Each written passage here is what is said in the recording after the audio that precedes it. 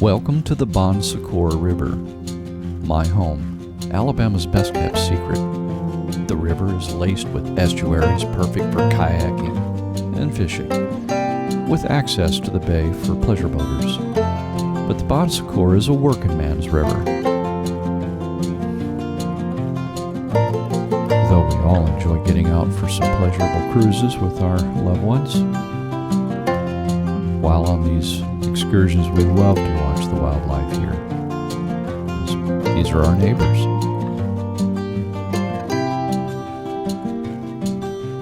And our neighbors enjoy watching us.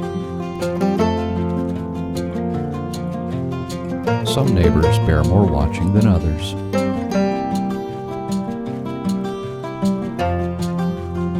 No matter how busy our day might be, we always have time to watch a mama dolphin teach her baby how to fish. And as many times as we've seen it, it's always fun to watch a pelican dive for dinner. These are the rhythms of life on Bon Secour. Music to our ears, our friends the osprey, as they claim their territories. Every day has its rhythm of weather. At night, that rhythm turns into a light show. But here on this placid river, there's a mystery. No, we're not talking about the search for some forgotten Spanish treasure or bootleggers' camps. No, something a little quieter. Alongside the river is an unassuming plastic-clad greenhouse structure. But what's inside this? We've seen it for years. No, they're not growing dope.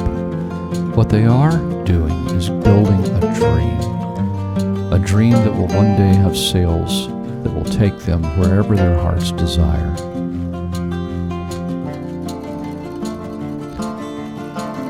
This is the dream of my neighbors, Joe and Gail Shelby. They've been working on this for over 10 years. Soon, their dream will be completed.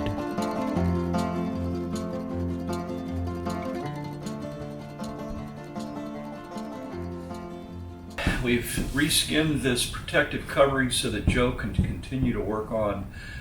Is it Stray Cat, or have you come to a name yet? Well, we haven't quite decided. Stray Cat was going to the original what we thought, but we kind of leaning towards Driftwood. I like Driftwood. It's all wood. There's a lot of wood in this. Yeah. Clad in a lot of epoxy and fiberglass.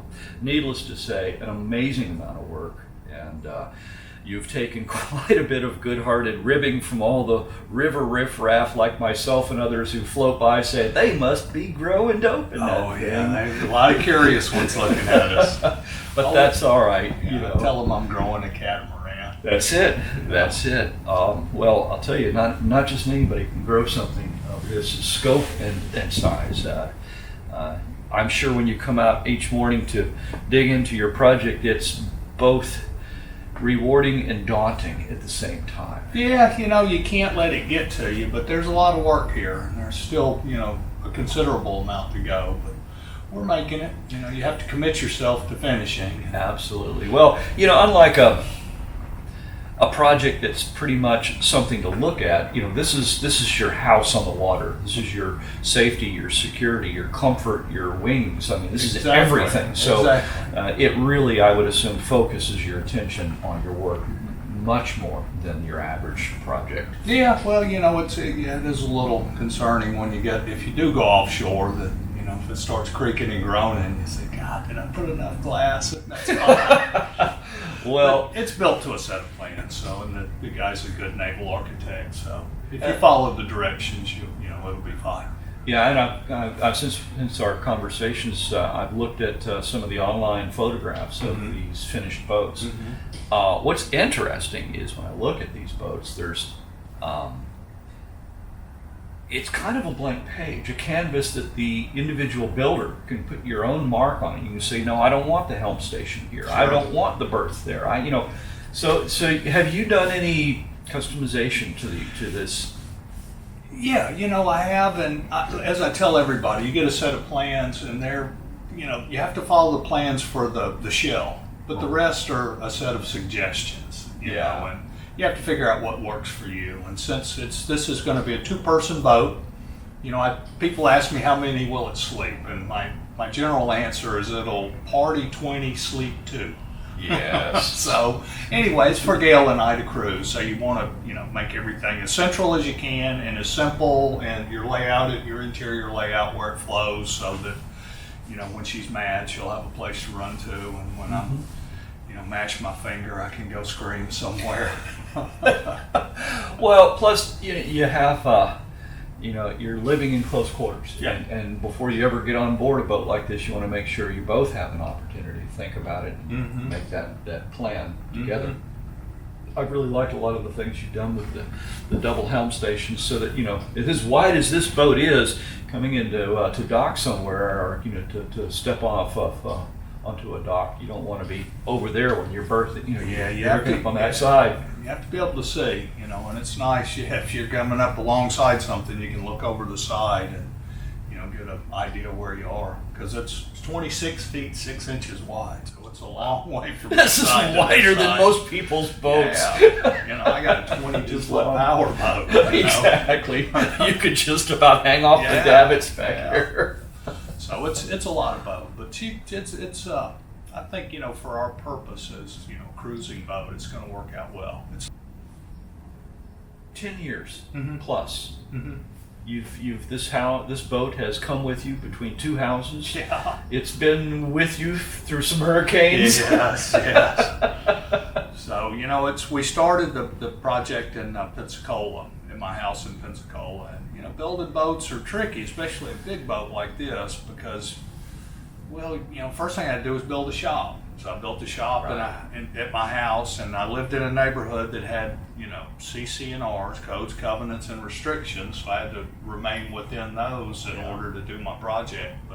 But we did it there, and then we've had hurricanes, and we had purchased this piece of property with the intent of just docking the boat here, because it's a big boat and they're expensive to pull into a marina, and so the payback was good on that thought. But the more I came, the more I thought it was a sin for me not to live here. Oh, well, yeah. When you look out on that river every day, It's a great spot, and so I built a house here. So in the interim of building the boat, it took me 3 years. I took 3 years off of building the boat, so I didn't work on it a bit while I built the house, and I was the general contractor.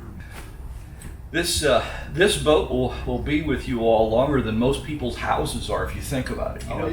This has come with you through 2 houses and all these life events now, and before long you'll put the last coats of sealant and paint and take this out for its sea trials. That's right. And before long, your adventure begins on this boat. So Sure. a huge new chapter, and that has to be quite exciting. Oh yeah, we're looking forward to it. And Gail is she keeps asking me every day when she can retire.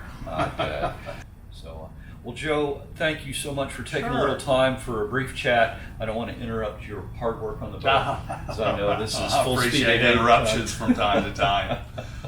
So everybody, now you know the mystery of the big white shed on the river. It's not some dope growing greenhouse, but it's a place where dreams are grown. Yeah. And I for one look forward to volunteering for some deckhanding on this beauty when you're out for Absolutely. sea trials. You'll see us up and down the intercoastal a lot, people.